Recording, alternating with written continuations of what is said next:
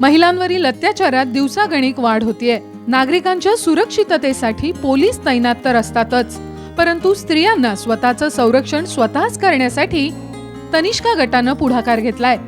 या तनिष्कांनी कांदिवली आणि मालाडमधील शालेय विद्यार्थ्यांसाठी कराटे वर्गाचं आयोजन केलंय।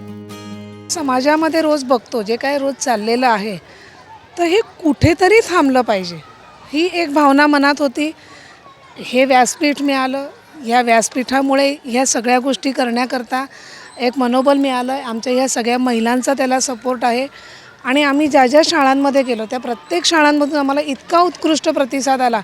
काही शाळांनी तर आम्हाला सांगितलं की असंच पण थोडंसं वेगळा विषय घेऊन मुलांकरता सुद्धा काही करता येईल, की जी मुलं आज तरुण होत चाललेली आहेत त्यांनासुद्धा आपल्याला काहीतरी यायचं। कारण बऱ्याच गोष्टी अशा असतात की जी मुलं भिडतात, सांगायला लाजतात, पण त्या गोष्टीकरता काहीतरी केलं पाहिजे आणि आम्ही हा उपक्रम घेतला आहे।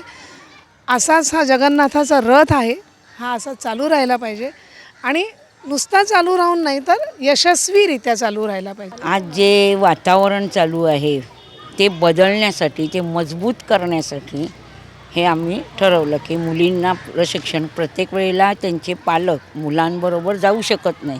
आज शाळेमध्ये आहेत, उद्या कॉलेजमध्ये जाणार, पुढे आयुष्यात अनेक प्रकार त्यांचे स्टेप बाय स्टेप घडणार। त्यापेक्षा त्यांना स्वसंरक्षणासाठी आम्ही त्यांना शिक्षण द्यायचं आमच्या गटाने ठरवलं।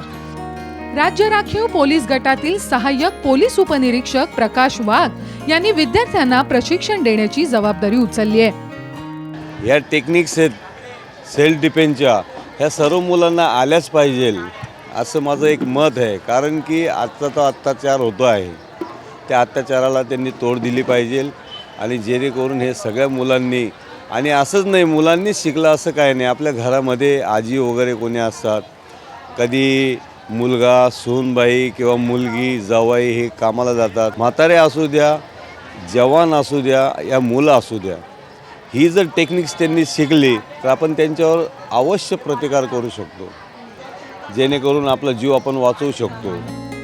या शाळांच्या मुख्याध्यापकांनी सकाळ माध्यम समूह आणि तनिष्का गटाच्या या उपक्रमाचं भरभरून कौतुक केलंय।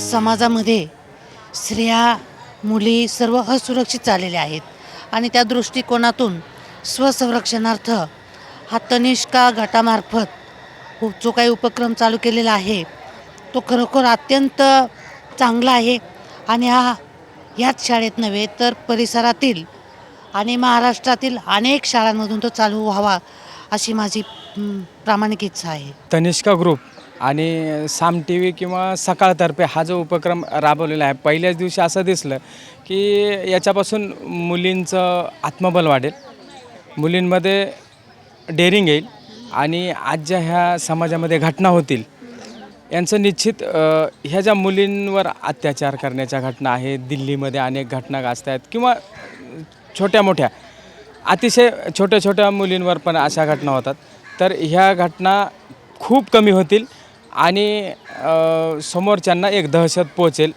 असं हे काम आहे असं मला वाटतं। ह्या तनिष्काच्या माध्यमातून, तुमच्या साम टी व्हीच्या माध्यमातून मुलांना तुम्ही देताय किंवा मुलींना हे सांगताय, अतिशय चांगलं आहे। त्याच्यामुळे निश्चितच या मुलींना ज्यावेळेला असे काही प्रसंग येतील त्यावेळेला ते स्वतःचं आत्मसंरक्षण करतील आणि सर्वात चांगलं म्हणजे तुमच्या माध्यमातून, मीडियाच्या माध्यमातून बऱ्याचशा गोष्टी आपण देऊ शकतो आणि अतिशय चांगला आणि स्तुती उपक्रम आहे। आजची महिला ही सर्व बाबतीत स्वयंपूर्ण आहे, परंतु जेव्हा वेळ स्वसंरक्षणाची येते तेव्हा ती कुठेतरी कमी पडते। कदाचित म्हणूनच गुन्हेगारांचं फावतंय।